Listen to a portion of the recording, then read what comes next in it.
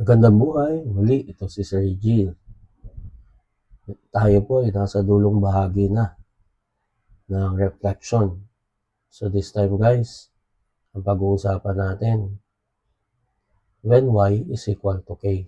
So nung nakaraan, pinag-usapan natin x is equal to h. So this time, y is equal to k naman. So tandaan guys, dito ha, yung ibibigay kong value ng y, which is negative 1 dito, siya yung magiging k value natin. So, ibig sabihin, siya yung ipapalit natin dito sa formula.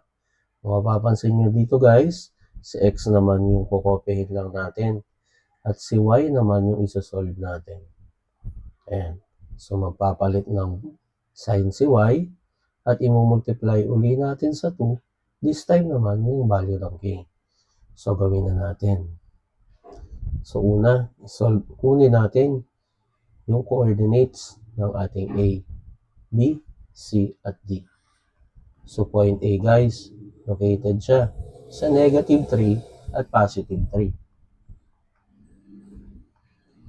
Si point B naman guys, located siya at positive 2, positive 2.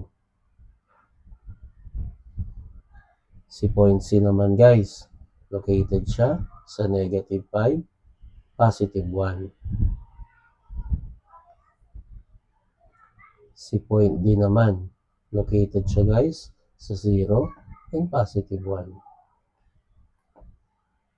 At ngayon, ready na tayong kunin yung eksaktong location ni A prime, B prime, C prime, at D prime. Ito na yung movement or reflection over y equals to k. So sabi, yung value ng x, kukopihin lang daw natin guys. So kukopihin lang natin yung negative 3, 2, negative 5, at 0. At ang isa-solve na lang natin guys ay C, Y. Okay? So kunin natin si A prime. Focus na lang tayo dun sa Y kasi nakopya na natin. So sabi dyan, ini-negative natin si Y. So sa A, ang Y natin guys ay 3. So magiging negative 3 siya. At ang value ni 2K, since ang K natin is negative 1, ang value ng 2K is 2 times negative 1, that is negative 2. So lahat ng 2K natin ay negative 2. So therefore, ang Y value natin o Y coordinate natin sa A prime is negative 5. So therefore, this is negative 5. So kunin na naman natin sa B prime. So this time, sa B prime,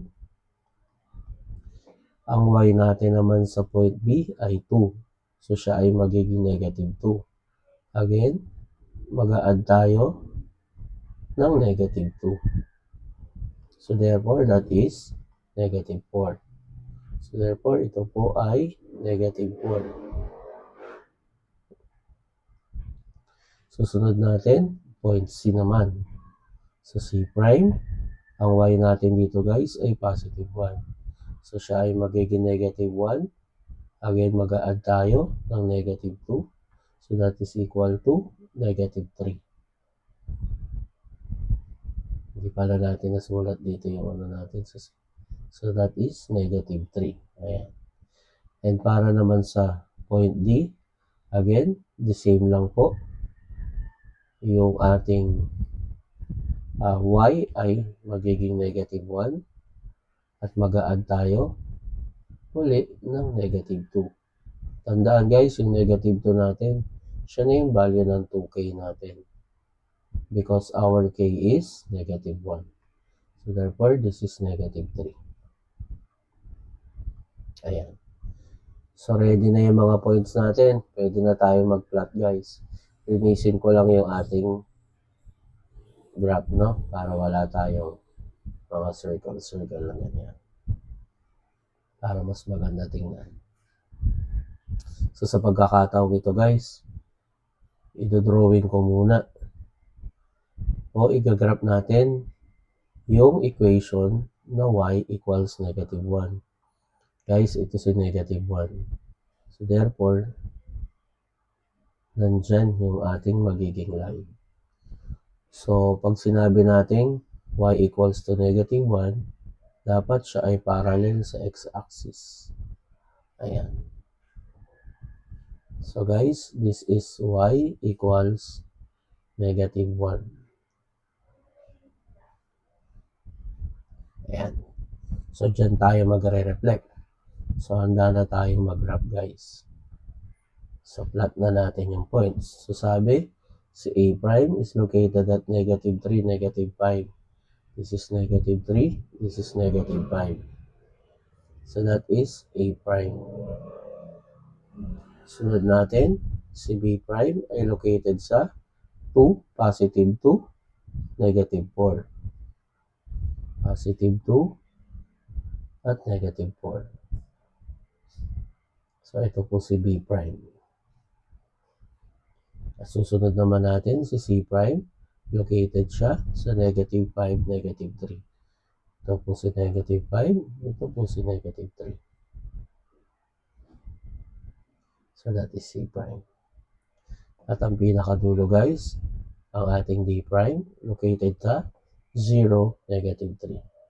So ito siya. Ayan. So tanggalin lang natin yung mga circles para mas maganda yung magiging graph natin. Ayan. So ready na tayong pagdugtong-dugtongin yung ating mga points gamit ang line segment. Ayan. So hanggat maaari guys, gamit tayo ng ruler para mas ma-appreciate natin yung pagka-graph natin. So dito kasi Sir Hill, freehand lang tayo kaya hindi natin ma-straight. Ayan. Ayan guys. So therefore, ito na yung ating reflected quadrilateral. Ayan. So this is D prime. So ito yung original and this is the reflected figure over y equals to A. So I hope naunawaan natin lahat. Muli po, ito si Sir Hill. Magandang buhay sa ating lahat.